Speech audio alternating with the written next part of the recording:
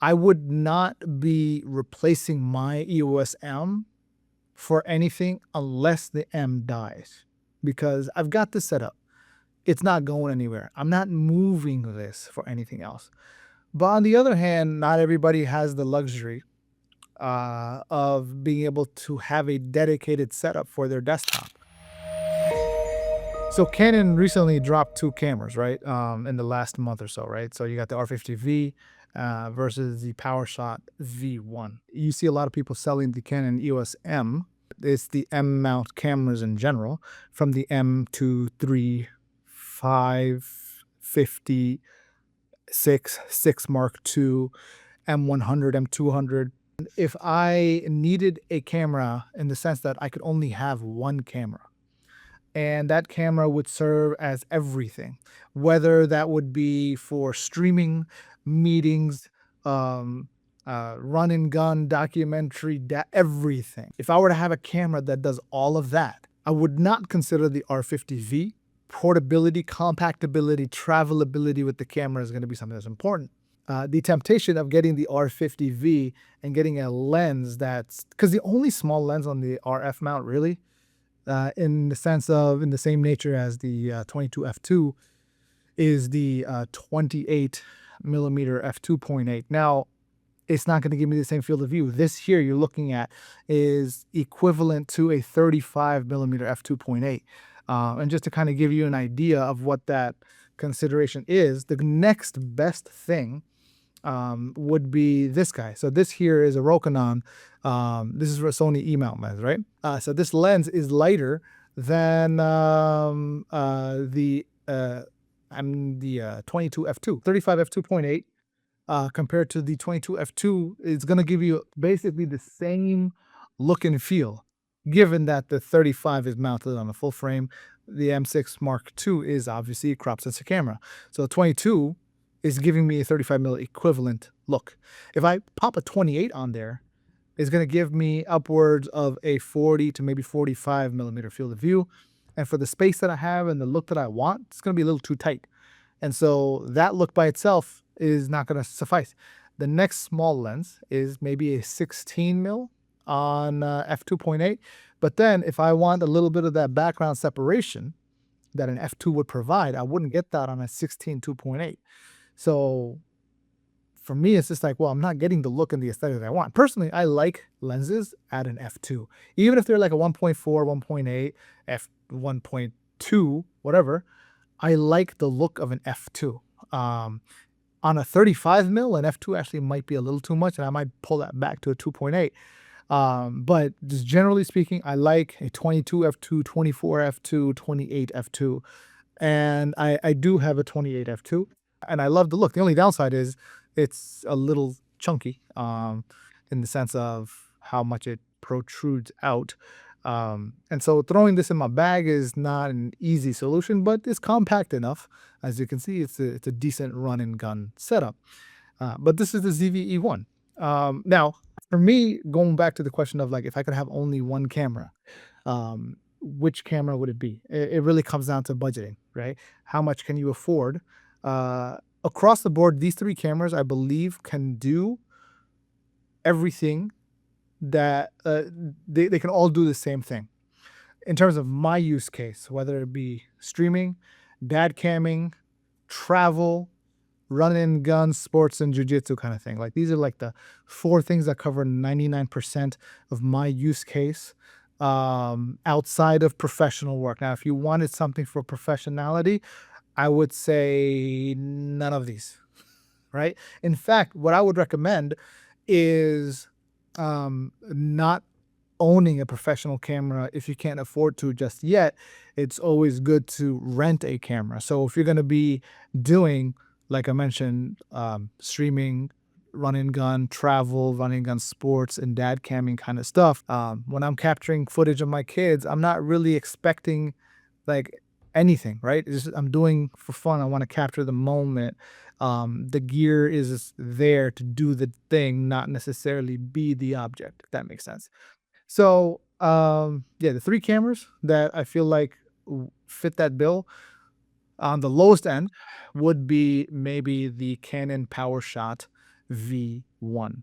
And the reason for that, it's an all-in-one package, decent size sensor. It's got a fan built in. I have not used it, so I can't speak to its reliability. But from what I have watched, read, and seen of its specs, like if I were to buy a camera today and I were to get rid of, like, I didn't have everything and I were to buy just one camera today, and I didn't have and I had less than $1,000, the PowerShot V1 would probably be it, and I would likely couple that with an Insta360 Go 3S, just so that I can have the ultra wide angle to complement it. Um, that would be it. Now there is a limitation. It's similar to a micro four thirds size sensor. It's not technically micro four thirds, but this it's a 2x crop. So in terms of low light scenarios, um, we're not talking about necessarily indoor, but low light scenarios out at dark at night, it's not going to cut it. So, and if you're okay with that, then great. This is the camera for you. Um, the downside of the V1 is that if you're in a low light setting and you absolutely need to most certainly definitely record for whatever reason, then you're not going to be able to swap out lenses like you would on another camera, which brings me now to my second option, and the second option is the again, certain values I'm keeping close, and among them is the idea of portability, affordability, because buying the camera, also not wanting to spend a lot of money going forward. So with that will come the idea of the Lumix S9. And so the good thing is the Lumix S9, the full frame camera, essentially I look at it as a full frame censored camera that can record really good crop sensor with a full frame feature.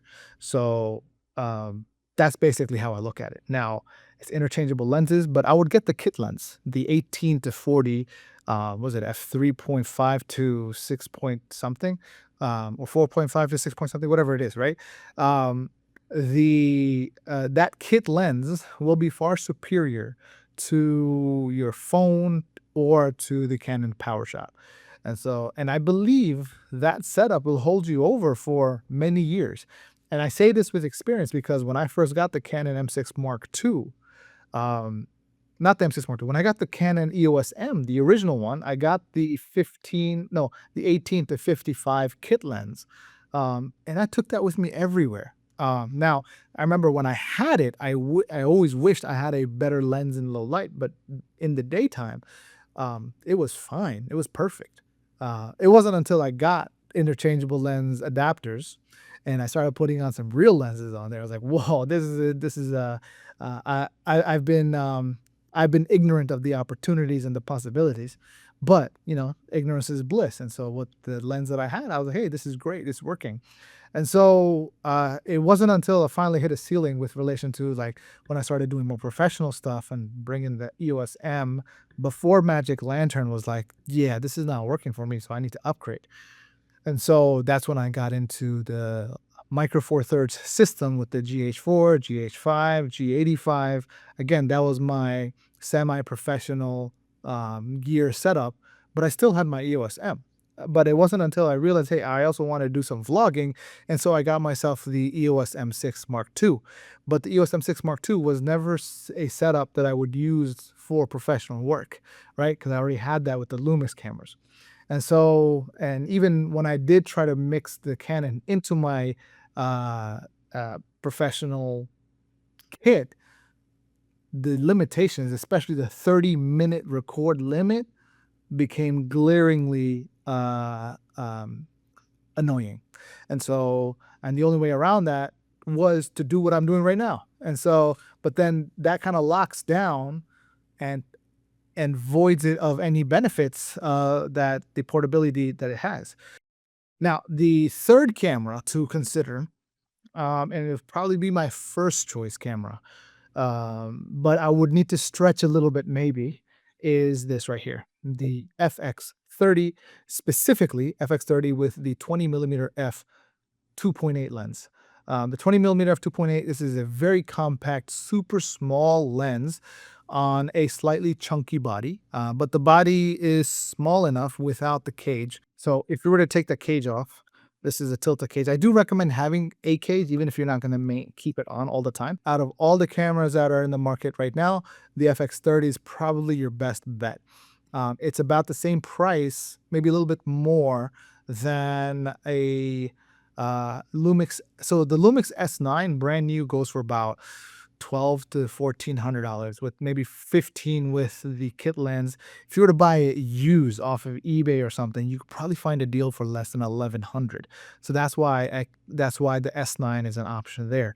But the S9 lacks a lot of professional features in the sense of reliability, whereas the FX30 is going to be the kind of camera. This is your Toyota Corolla, your Honda Civic, your RAV4, right? It's like the camera in the sense of like you get a Corolla, like a brand new Corolla or even a 3-year off lease Toyota Corolla, and like nobody cares. Right? Maybe people care about the FX30, but like with a Corolla or even a Camry, right? Or a RAV4, like nobody cares. It's a car. Everybody, like, they're among the top selling cars, and nobody's gonna bat an eye, be like, "Yo, wow, you got a Corolla," right? Like it's a Corolla, right? It gets you from point A to point B. It's reliable, and it drives, right? You're not gonna, um, that's it, right? That's what the FX30 is. The FX30 is a Corolla. It's it does what it does and it does it well, right? It's reliable. The Sony E-mount lenses are um, tiny or small, and so if you were to sell your gear, and if I were to start all over again, but I am willing to stretch my budget a little bit, I will go with the FX30. Um, and and the funny thing is that with the FX30, it's like it would make sense, the saying you buy right or you buy twice, right? With the PowerShot V1, that might be a camera to get me started, but it's not going to be the camera that I'm going to necessarily hold on to for a while, if I want to get into professional work. Whereas the FX30, if I'm not going to do professional work, might be overkill for everything that I mentioned before. For run and gun, sports, personal, wildlife, da, da, da, like all of that, the FX30 is a little overkill. But if you're going to do professional work, you need that reliability. This is it, right? Because now you own the body, you learn the system, you have a basic lens on here. Granted, it's not a kit lens, it's a prime lens, but it's a decent quality lens, and it's a lens that would allow you to just simply throw this in your bag. And then I would suggest maybe even getting the new 17 to 40 from Sigma, the f1.8. You're done. You don't need anything else. That's like that's your setup for the next 10 years. Like, you've got a standard zoom lens that is good in low light, and you've got a prime lens that's good for portability. You need nothing else. Now, in terms of camera and lenses, now all your energy focus will go on to things like sound. Get yourself a DJI wireless mic 2 system, or wait a little bit and get the mic 3 system. I don't know. Um, and lights and lighting. Now, many times, even with lighting, if you position yourself appropriately in the right environment, you don't even got to worry about that. Like my last video that I did, I did sitting outdoors. Even in this situation, there's no like real professional lights. I've got a closet light. I've got a Chinese divider with just a basic light in the bottom, and a window and monitors. Like, there's nothing professional in this home setup. So, like, you got, like, these are all, it's like, as long as you utilize what you have available to you, it doesn't really matter. So let me know if you have any questions down in the comments below. I'll see you soon.